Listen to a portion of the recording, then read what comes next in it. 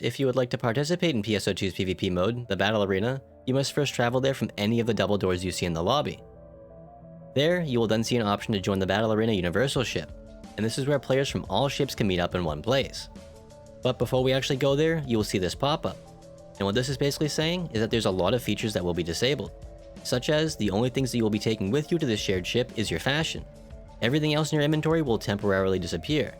Furthermore, you will be set to level 1 and stripped of your current class. Lastly, you will lose access to your storage, personal quarters, alliance menu, alliance quarters, and urgent quest notifications until you return to your own ship. At first, these limitations may sound a little weird, and are maybe even a little off-putting, but this is all to keep the PvP mode simple and for the most part balanced. When arriving at the Battle Arena lobby, the first NPC you'll see when joining will have a bit of information about the basics of the arena, so be sure to talk to her if there's ever something you're still unclear about or need a refresher on. As we make our way to the center of the lobby, on each side, you'll notice an NPC at a counter and a set of double doors. The double doors can be used to leave or change to another block on the very same universal ship. Then the counters on either side, which are called the battle counters here, are then where you would start the PvP matches from. Though, do keep in mind that both NPCs offer the same options, so it does not matter which one you start from. Anyways, when interacting with them, you'll first see this list. Now, whichever option you pick, keep in mind that the objective and type of game mode is still technically the same. By choosing the topmost option, the ranked matches, you will only have one option called Emblem Scramble, and this will throw you into a random 6v6 matchmaking process with other random players from across the existing battleship blocks, and will also randomly choose a map. By choosing the second option, you will then have 4 more options.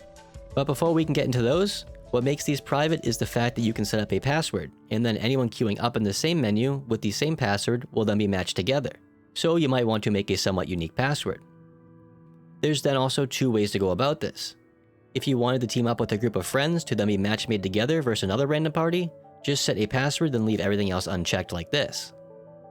If instead you would like to do a full in-house match, check off this checkbox and then choose a team you would like to start on. Then when others join using the same password, they can then choose which side they would like to join by doing the same thing. So just to be clear, starting your own private match and joining someone else's requires just about the same exact steps. Just choose the appropriate type of match, input the correct password, and if it's all in-house, choose your team, and that's it. And with that out of the way, let's get back to these 4 options. The first is a 6v6 Emblem Scramble, which is exactly like the ranked matches, as in it's a scramble, so the map is randomly decided each match. The only difference with this one is that you have the ability to play with those you wish by setting up a password. The next 3 options, or last 3 options, are 4v4 matches instead of 6v6 matches, and you can choose specific maps too. However, the objective is still the same as every previously mentioned mode before, which is to collect the most emblems, and we'll be expanding more on that in just a minute too. If you would like to cancel your matchmaking, you can do so up until the match is completely filled up by selecting cancel at either of the NPCs. And without waiting any longer, let's just get right into the arena itself. At the beginning of each match, you will start off in a waiting room with your teammates, and will also be asked to choose 1 skill out of 3 options. There's usually 5 skills in total, but you're only given 3 to choose from each match. Let's go over all 5 really quickly though. Cure will heal you up completely per use and has 4 uses per match. Next, Protection will also heal you to full, but will also pop a barrier that reduces damage taken, will remove any status ailments, and grants immunity to status effects for a short duration too, though this can only be used once per match. There's then Sprint, which will increase your movement speed for about 4 seconds per use and has 4 uses per match. Stun Shot can be used 3 times per match, and will throw out a homing projectile that will briefly stun your enemy. Lastly, there's Casting Frenzy, which can be used twice per match, and this skill will drop your maximum HP down by a little bit in return for about 16 seconds of 0 PP cost for your PAs and techs. So you can essentially spam as much as you would like for the duration of this skill. Now, once you've chosen your skill, and while still in your team's waiting room, you can interact with the Datapod on the ground to see what's available for weapons and potential PAs for that map. Then as soon as it starts, the gates will open, and you will see these floating symbols, referred to as supply points. By using the interact button on them, you will perform a mining animation, and will then be supplied with a random weapon and PA or tech for that weapon depending on what's available for that match. These are also spread all over the arena too, if you would like to change your weapon at any time. It should also be noted now that each weapon will allow you to use its version of dodge, normal attack, and weapon action if that weapon normally has one. But for the sake of simplicity and keeping this video on track, let's get back to the weapons after we go over the rest of how the battle arena works. So, after you get your weapon, the objective is to collect different emblems for points.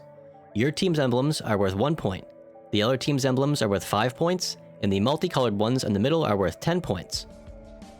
Now, your individual points are then pooled together with everyone else's on the team to give you your total score at the top. However, your points are still yours, and you can lose a portion of them to an opponent when being killed.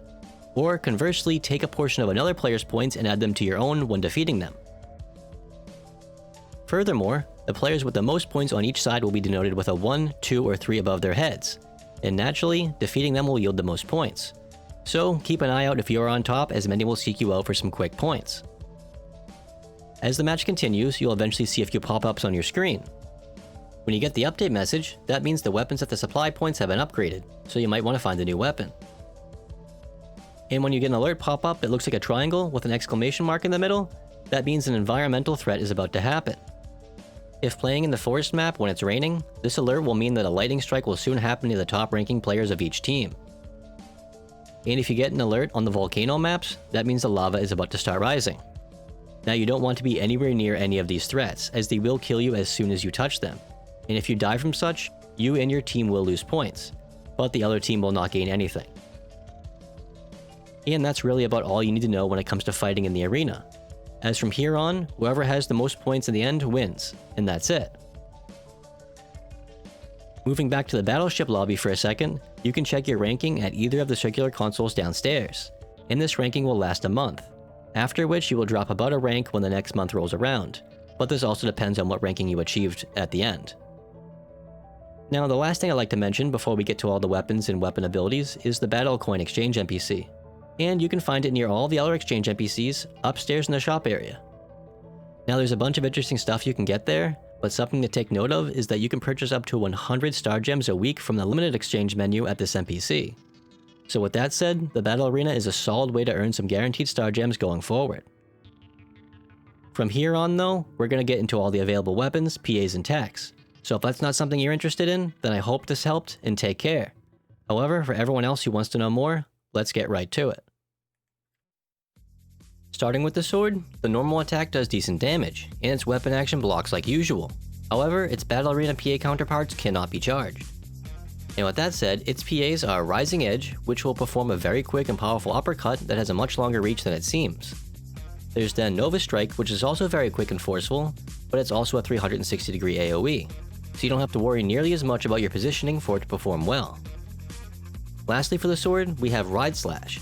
This will hop you onto your sword and ride it around like a surfboard. However, instead of being able to be charged, it now continues to move you around and deal damage so long as you hold down the PA. This is actually surprisingly strong and can be used to traverse obstacles that you normally would not be able to clear with a normal jump.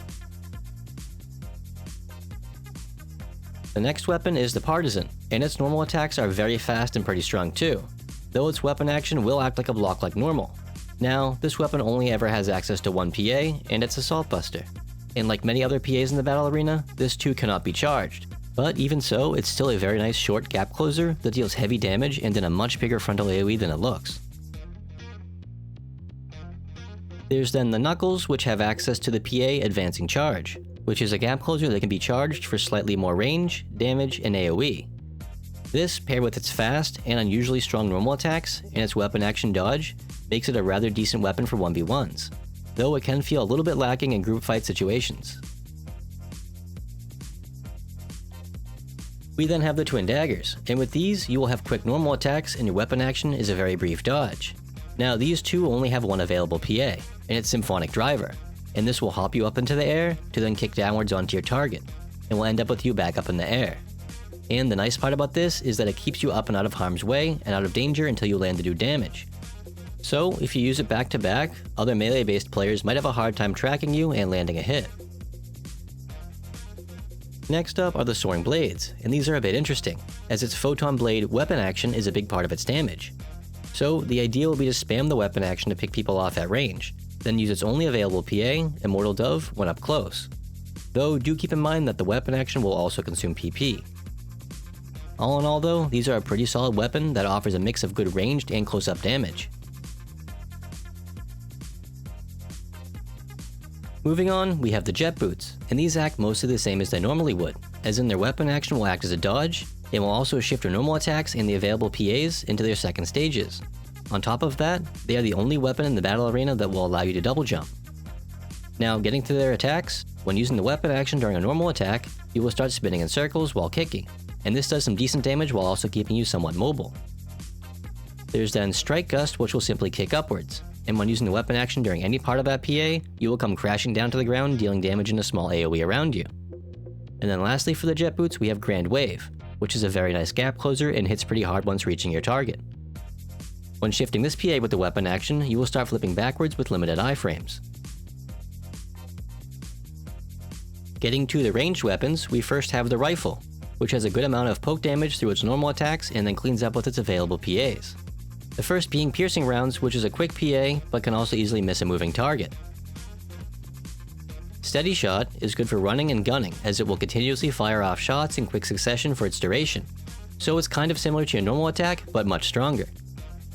Then Positron Blast is an extremely powerful chargeable PA, but suffers from a somewhat slow travel time, so sometimes it's best to use with free aim mode and aim at where you think someone or a group of players will be opposed to where they currently are.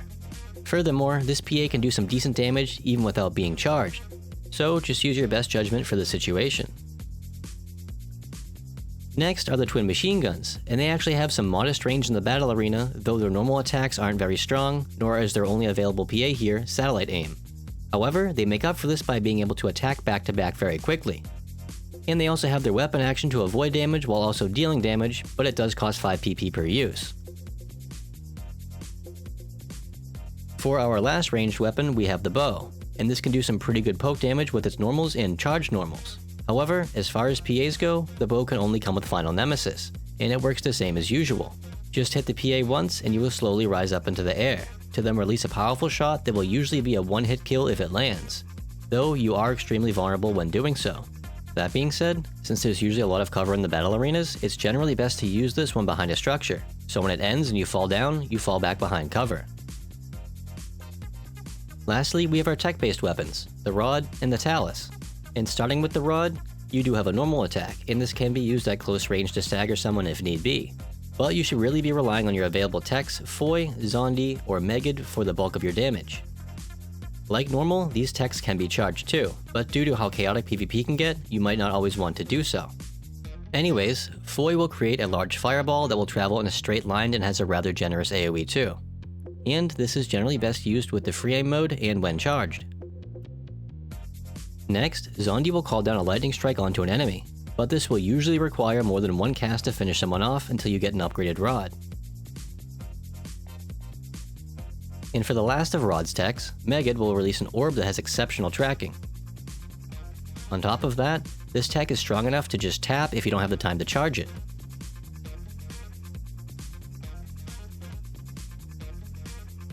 Now moving on to the Talis, the only tech you will get is Nagrance, and this will release a bubble around you or a thrown Talis that will linger around and deal damage.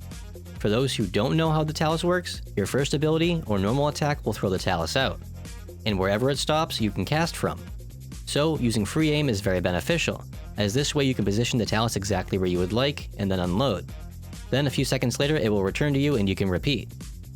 Anyways, the Talis paired with Nagrance can lock down entire parts of the map if used properly, but it can feel a little bit unforgiving to use until you get familiar with it.